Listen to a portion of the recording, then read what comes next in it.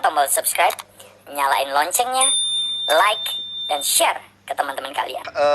Merangkum sedikit begitu ya dari 1001 pantangan untuk investasi saham di kala market lagi koreksi seperti ini.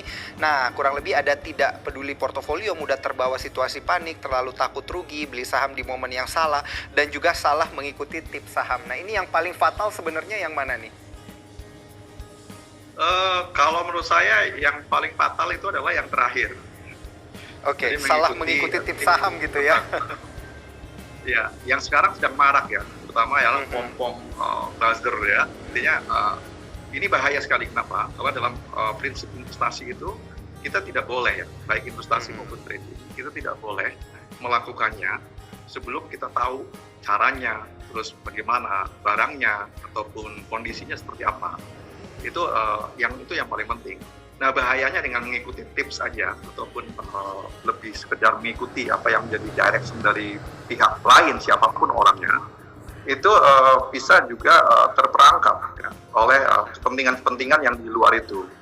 Jadi mungkin secara fundamental mungkin tidak bagus, tapi sekedar diiming-imingi dan lain sebagainya, terus kita banyak ikut ya begitu saja tanpa harus dilihat dulu secara lebih detail.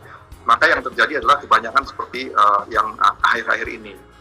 Dia beli dari saat harga yang sangat tinggi karena memang tergiur ya dengan berbagai macam iming-iming, misalnya harga akan naik tajam sebesar ini dan lain sebagainya, dan ini akan berkali-kali lipat naiknya. Itu juga akan membuat dia akan rugi sendiri. Nah, pada saat turun dia tidak bisa meminta pertanggungjawaban siapa-siapa, dia harus menderita kerugian itu sendiri ya.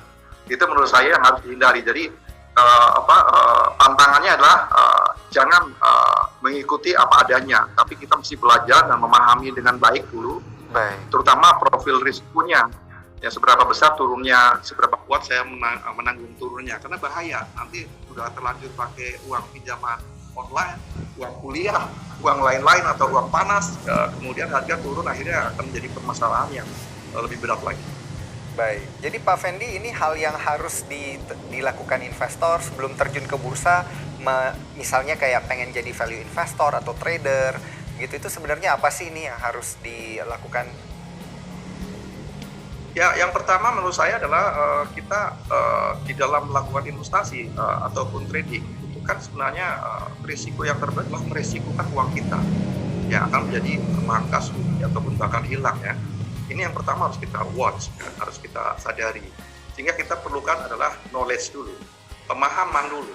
Jadi kita memahami dengan baik karakteristik dari saham itu seperti apa. Karena saham itu kan banyak sekali. Ada saham blue chip, ada third liner, second liner, ada saham-saham yang lebih banyak quote gorengan. Ya, Nah ini juga kan akan memiliki konsekuensi sendiri.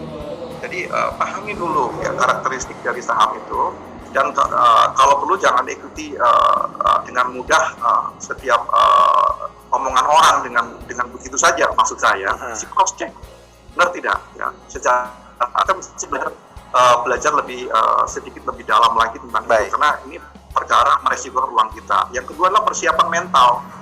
Jadi sesuaikan dengan mental kita. Jangan sampai sebenarnya kita takut rugi, tapi kita masuk ke saham yang potensi kerugiannya besar, misalnya ke saham gorengan misalnya. Ini kan sama sekali nggak match ya. Jadi artinya ketika terjadi risiko kerugian, maka yang akan hancur adalah mental kita. Mental akan mempengaruhi macam-macam ya, mengaruhi kesehatan, dan dia akan kapok atau tidak kapok. Tadi kan sudah ada kuesionernya ya, apakah kapok atau tidak, nampaknya sebagian besar belum kapok ya. Artinya apa? Ini cukup bagus karena spiritnya masih bisa diedukasi ya, untuk melakukan pembelajaran ataupun ditambah knowledge-nya dengan baik sekali. Artinya masih masuk ya dari profil risikonya.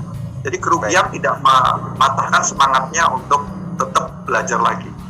Baik, Pak Fendi, ini ada pertanyaan yang menarik dari Sobat Cuan terkait dengan short sell dan juga margin. Karena kan kemarin marak terjadi ya margin call akibat menggunakan terlalu banyak margin dan juga limit. Nah ini apakah pemula disarankan begitu untuk menggunakan margin dan juga short sell?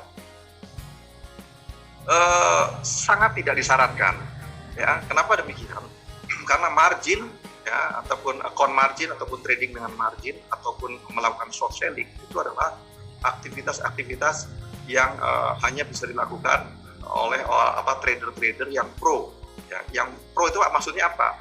Yang sudah memiliki knowledge yang sangat bagus, fundamental, dia sudah memahami.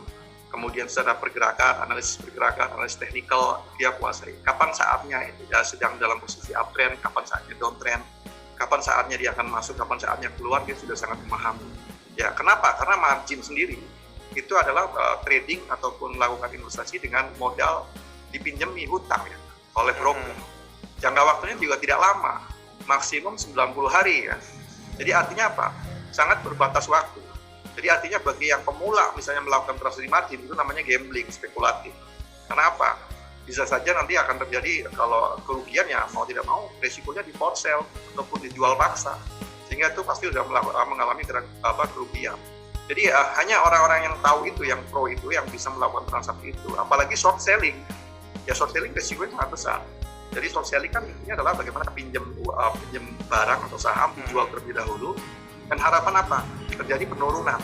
Nah ini kan hanya dilakukan oleh pro, orang-orang ataupun trader yang sudah memahami dengan baik tentang analisis pergerakan harga. Oh ini kemungkinan besar akan mengalami penurunan dengan analisa teknikal dan lain sebagainya, sehingga dia posisinya adalah melakukan short selling, dia bisa pinjam saham. Jadi jangan masuk dulu ke short selling maupun margin untuk pemula, sangat tidak dianjurkan. Lebih baik Anda masuk justru pada saham-saham yang memiliki fundamental yang sangat bagus dulu dan risikonya juga yang relatif lebih kecil, terutama saham-saham blue chip ya. Nggak apa-apa, kenaikan tidak harus wow, sedikit demi sedikit. Yang penting Anda sudah ada pembelajaran di situ.